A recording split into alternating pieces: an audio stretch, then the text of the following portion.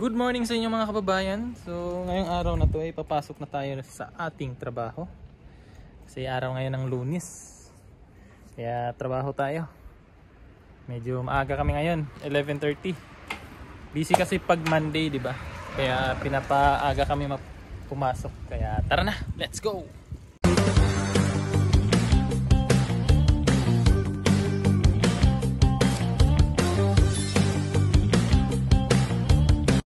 Yan o, sila ng basura. Mga nagkuha ng basura. Wala pala silang wala silang yung tawag sa atin dyan, yung kasama na magkuha ng basura ba, sila lang, kung sino yung driver lang magkuha o baka hindi. Makulimlim ngayon dito mga kababayan, makulimlim yung panahon, kaya masarap masarap ngayon magtrabaho ganitong klima, kasi hindi mainit, hindi rin masyadong sakto lang. Ayan mga kababayan, may nadaanan kami ditong bulaklak mga kababayan. Napakaganda po niya, sobrang ganda niya. Nasa gilid lang po siya ng daan, yung mga dinadaanan namin dito. Kasama natin si Franz. Ito, papakita ko sa inyo. Yung tawag daw dito is spider lily. Ito, yan. So yan yung spider lily. So maganda po siya. Siguro mga wild yata to. Yun o, tumutubo siya. So sabi po nung ng ating partner sa buhay, si Judy, sabi po niya yung ganong bulaklak po ay nakakalason daw. Kaya delikadong, ewan ko kung ano yung nakakalason sa kanya, yung ano ba niya, katas or kung ano, hindi ko pa alam. Nadaanan lang namin yun tapos na share ko sa kanya, yun yung sabi niya na nakakalason daw yun. Buti na lang hindi natin pinitas ng makaraan So yun, lapit na tayo sa ating kaisya or company. Tara.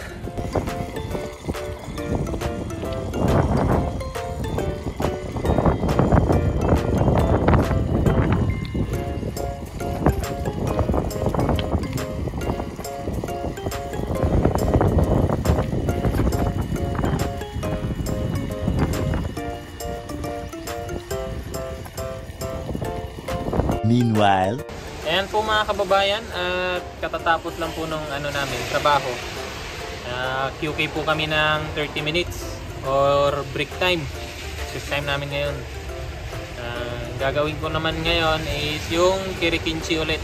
Si Franz ay magpapaleta. Dadrive siya ng forklift. Tapos si Bam naman sa labas magdadrive din ng forklift. Kaso nga lang, umuulan. Umuulan ngayon dito, kaya ayan, basa na naman yun. Siguro mamaya pagkatapos ko, kaming dalawa dun sa labas. At baka maging tatlo. Baka sumali na rin si Franz mamaya sa namin, sa forklift sa labas pag mamaneho. Buhay namin dito, ganito lang yung buhay namin dito. Pagkatapos ng picking, ayan lang. Pagka paulit-ulit na lang yung ginagawa dito mga kababayan. So katagalan, masasanay na rin yung masasanay ka na sa trabaho. So mga 6 na buwan, wala na. Kuha mo na yung lahat ng trabaho. Nung nag-aaral pa kami ng mag-drive ng forklift, sabi nung Pilipino na parang translator ba yan? Doon sa sa school, sabi niya kadalasan daw ng mga Pinoy doon na nag-aaral doon sa pinag-aralan namin, doon sa school na yon, hindi masyadong pinapa-drive or sa practice, hindi masyadong pinapractice ng forklift, kasi yung nagtuturo doon, yung asawa noon is Pinay, kaya medyo malapit sa kanya yung mga Pinoy ba. Sabi ng Pinoy kasi daw Yung Hapon na instructor na yon, baga tiwala siya sa mga Pinoy na madaling maka-adapt or madaling makuha yung trabaho. Kaya yung pinupokus talaga doon na turuan nila, yung anong lahi yan? Yung Indonesia. Indo ba yan? Indo or Vietnamese tsaka Thai. Thailander. Yun yung mga pinupokus nila na turuan. Pero kami wala. Pasaglit-saglit lang yung sa amin, yung pagtuturo sa amin. Yan. Senpai. Oh. So, miten.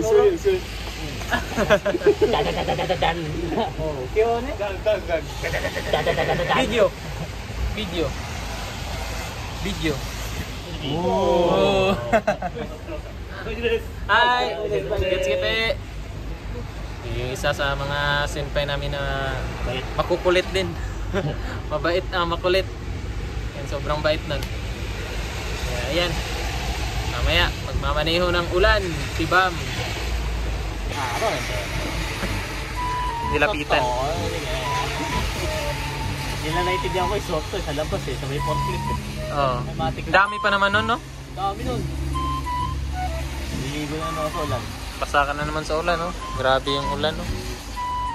Pero parang hindi naman siya mahangin, pre. O, kung hindi siguro mahangin, pre, okay lang. Eh, kaso... Puslan, Teo. Ay, oo, no? Ako pa rin ako dyan. Basa pa rin dyan. Basa pa sa pawis, basa pa sa ulan. Ay, nako. Hindi mag-aakakay. Wala ba yung raincoat mo? Ha? Di mo nadala? Andyan. Nandyan. Suotin mo na lang. Tapos magpayong ka. Hindi ako pagtakot sa kanya. Hindi ako pagtakot. Kaya nga din. Mahina naman eh. Kaya tayo po. Oh! May nichi. Bindeho! Bastos! Ito, Spanish. Espanyol. Pendejo. Isa to sa mga kasamahan namin na tawag dito. Espanyol. Ayan, oh. Guwapo, Espanyol, oh. Espanyol. Mag-ama yan sila, mga kababayan. Mag-ama. Ayan, oh. Lalambingan na naman yan silang dalawa. Bendeho.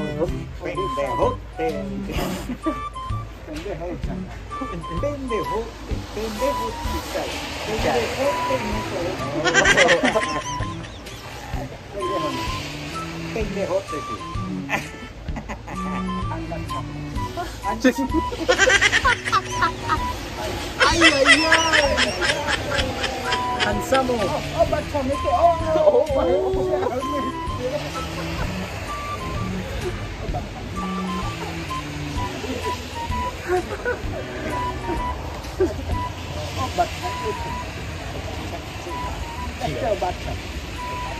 Lalakad lang to siya pa uwi, mga kababayan. Galing dito sa trabaho. Daisuki. Tama ba yun? Daisuki.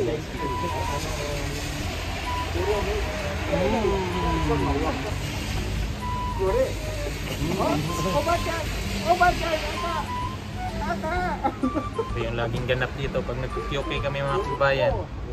Ito yung palaging namin, yung mga pangyayari dito, yung mga kulitan ng dalawang to. Parang mag-ama ba? Hindi, ito, pero kasuko. Pero? Huh?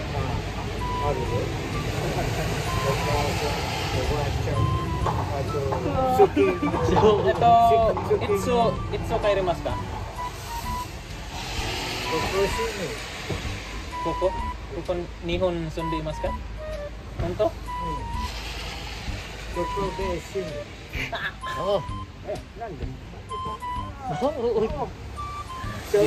Dito na daw siya hanggang mamatay siya. Dito na siya titira. Mite.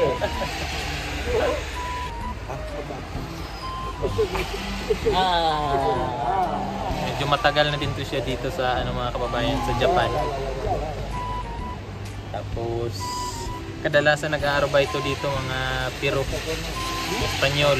Yan, mga kadalasan yun din yung mga kaibigan namin dito. Mababait po. Yung mga Espanyol na mga ano natin. Kasi minsan may mga lingwahe sila na parang katulad ng din sa atin. Mga Bisaya, yung mga Bisaya na lingwahe. May mga katulad din sa kanila. Kaya may mga panahon din na nagkakaintindihan.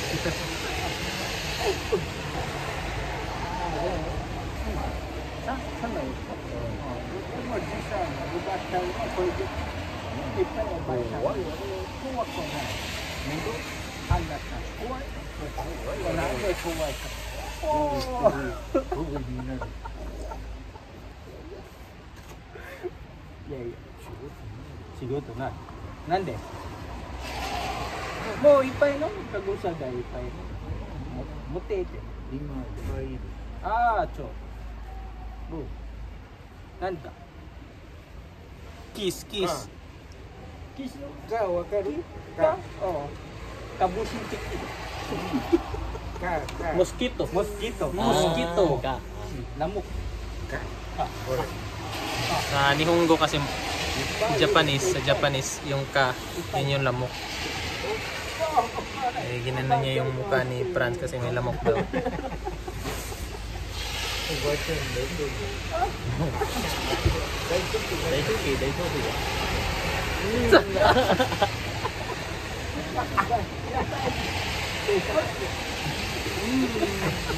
So, yun mga kababayan.